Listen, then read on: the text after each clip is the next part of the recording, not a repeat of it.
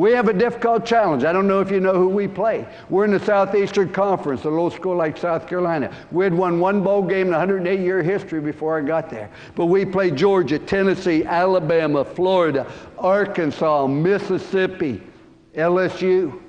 People say, how do you sleep when you look at that schedule? I said, like a baby. I wake up every 2 hours and cry. It's like, oh, gee.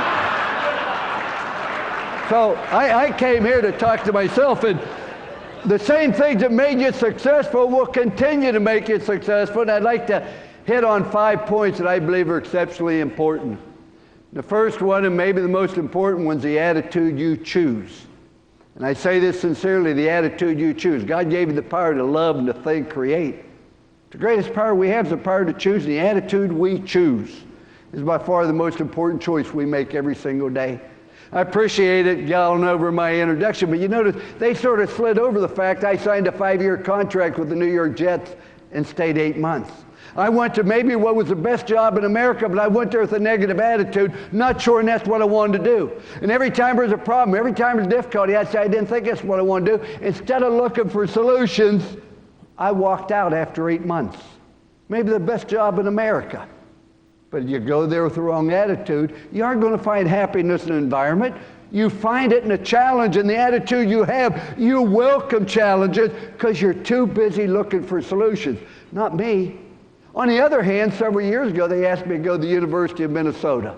I didn't want to go there, never been to Minnesota before. Had met 4 people in my life from Minnesota. They all had blonde hair and blue ears, so I didn't want to go up here. They offered the job to 5 different people. All 5 turned it down, including 3 assistant coaches, and 1 didn't even have a job. They lost 17 straight games. The average score they lost by was 47-13. And Harvey McKay talked me into taking the job because he said there's great potential here. He said last year Nebraska only beat us by 10. Well, that impressed me. I didn't know he meant 10 touchdowns. Nebraska beat them 84-13. Ohio State 69-10. Michigan with a strong finish in the 4th quarter edged them out 61-7. Ladies and gentlemen, I went to a job nobody wanted, and I'm here to tell you, it was one of the great experiences I've had. In the 2nd year, we were in a bowl game. Minnesota's a wonderful place to live, even though the state bird is a mosquito. But I say to you, here is the New York Jets, maybe one of the best jobs in America. It's miserable, unhappy, and unsuccessful. Minnesota, job nobody wanted, was a great experience. What was the difference? The attitude. That's the most important thing that I've learned, is our attitude towards challenges. What's our attitude towards difficulty? Let me tell you what happened my first year at the University of South Carolina. My wife had her 2nd major cancer surgery, stage 4. They gave her 10% chance to live. I'm happy to report she's doing amazingly well. My son Skip went into a coma the week before we played Georgia. My mother died the Friday before we played Florida. Skip was in a coma before Georgia. Man's most prized possession, I lost my mother. I was on a school airplane for 4 days recruiting. I was going to be on it 2 more. The school plane landed at Lady Island Airport, and the school pilot said, Coach, well, you're visiting the athlete.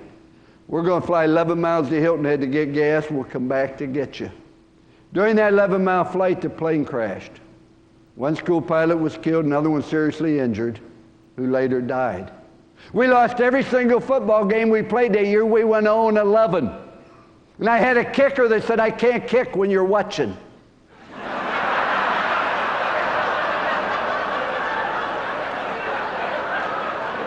I explained to him I was going to be at the games. Now, we were 0-11, but records can be deceiving. We really weren't as good as our record would lead you to believe. You know, everybody saying he's too old, the game passed by, and everybody piles on you, and everybody criticizes you, and you got 2 choices. You're down. You either pick yourself up or you stay down. Those are the only 2 choices you have. I'm at an airport right after that season. A guy came up to me and said, anybody tell you look like Lou Holtz? I said, yes, sir. Happens to me all the time. He said, kind of makes you mad, doesn't it? You move on. You know, you can't still feel sorry for yourself. You can't there wallow in self-pity. What about the attitude of Ray Kroc back, I think it was in 1954, when he walks into the McDonald's restaurant and has 8 of his mix masters? He has an attitude where he sees solutions, he sees opportunities, and unbelievable how many people he has helped. What's our attitude? Show me about a person's attitude, our player's attitude.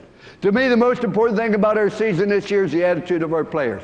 I'm leaving here tonight. I'm flying to Birmingham for the Southeastern Conference press conference tomorrow. There'll be 600 people. First thing they're going to say, what kind of year do you expect? Well, our goal this year is to get a first down by the 5th game. If we do that, we'll exceed our capabilities to be achieved as overachievers. Now, the reason I say that, ladies and gentlemen, because I don't know, but I'll tell you what's going to determine our success is the attitude of our football players. It's a team game. If I have attitude like Ryan Brewer, now Mr. Mulletary, I think it is, from Ohio, who may be in this audience, a big Ohio State fan, he'll remember this. I'm in South Carolina one week, and I get a phone call from a young man named Ryan Brewer. He said, Coach, my name's Ryan Brewer, and he said, I want to play for you. I said, tell me about yourself, Ryan. He said, I'm 5'10", 185 pounds. I'm an A student. I play running back. And he said, I made All-State in Ohio. I said, well, fine, Ryan, and we're going to recruit you. He said, does that mean you're going to offer me a scholarship? I said, Ryan, if what you tell me is true, yes. He said, Coach, everything I tell you is true, and I accept this scholarship. I said, wonderful. I said, who else offered you a scholarship? He said, nobody, but I'm glad you did. So I hung up the phone. I called one of these recruiting experts. I said, can Ryan Brewer play? He said, Coach, he couldn't play a dead ending in a Western movie. Now, when the athletes show up, first thing we do is time in the 40-yard dash, like Rocket Ishmael. I mean, first time I watched him run at Notre Dame, you knew he was going to be great. He could turn out the light and get in bed before it got dark. And I loved to watch him play tennis. What was impressed about that, he played by himself. Yeah, he made Ryan Brewer was the slowest guy I've ever seen. I was willing to bet if Ryan Brewer got in a race with a pregnant mother, he would finish 3rd. The guy couldn't run. He wasn't big, but lo and behold, 2 years later, my 2nd year after going 0-11 the following year, we played Ohio State on January 1. The young man that nobody wanted did not have a single scholarship offer. Rushed for 100 yards, caught pass for 100 yards, scored 3 touchdowns, was MVP of the game as we won the game. Following year, we beat him again on January 1. He averaged 11 yards a carry. See, all Ryan Brewer wanted was an opportunity. He didn't ask for any guarantee. He didn't want to be highly recruited. He didn't want any special. All he wanted was an opportunity to be able to compete. To me, ladies and gentlemen, that's what winning is. That's what attitude is. You know, I think about so many times, what's our attitude when people say nasty things to us? And you hear it all the time. You know, it's like when I took Notre Dame down to the Sugar Bowl to play Florida, coached by Steve Spurrier. We were a big underdog, but I felt we would win because we had a marvelous attitude in our preparation for the game. And I wanted our team to be home for Christmas, so on December 23rd, I sent them home for 2 days. I took my wife and my 4 children. We went to Orlando. I have 4 children. They're all girls but 2, and I'm very proud of that fact. But we went out to dinner, and I'm never happier than when I'm with my wife and my family. I want to pause here and say to you sincerely and honestly, if you want some great advice, listen to your spouse. Nobody knows you any better, loves you any more, wants to see you succeed any more, will be any more honest with you. My wife's not only somebody I love dearly, she's my best friend. When I talk about my wife, I remember when I coached at Ohio State under Woody Hayes, we won the national championship. And Ohio National Bank had a huge billboard at the entrance to the airport. I'll never forget it. It said, behind every successful person stands a very shocked mother-in-law. And boy, is that true in my case. But in any event, we're out to dinner. I'm in a great mood, and the waiter came up and he recognized me. He said, you're Lou Holtz, head coach of Notre Dame, aren't you? And I said, yes, sir. I took out my pen thinking he wanted an autograph. He said, Coach, let me ask you a question. He said, what's the difference between Notre Dame and Cheerios? I said, gee, I don't have a clue. And he said, well, Cheerios belong in a bowl, Notre Dame doesn't. Well, you know, my attitude changed. I was in a good mood. And sucker, I mean, he just upset me. Why do you have to say that? And, you know, my wife finally said to me, she said, you're going to let somebody you never met before, never see again, doesn't care a thing about you, ruin an evening with the people you cherish the most because of something they said. She said, you're smarter than that. And I said, you know what, honey, you're right. So I called the waiter over and I said, son, let me ask you a question. I said, what's the difference between Lou Holtz and the golf pro? He said, I don't have a clue. I said, the golf pro gives tips. You know, which he found out when the evening's over. But I could talk forever about attitude, but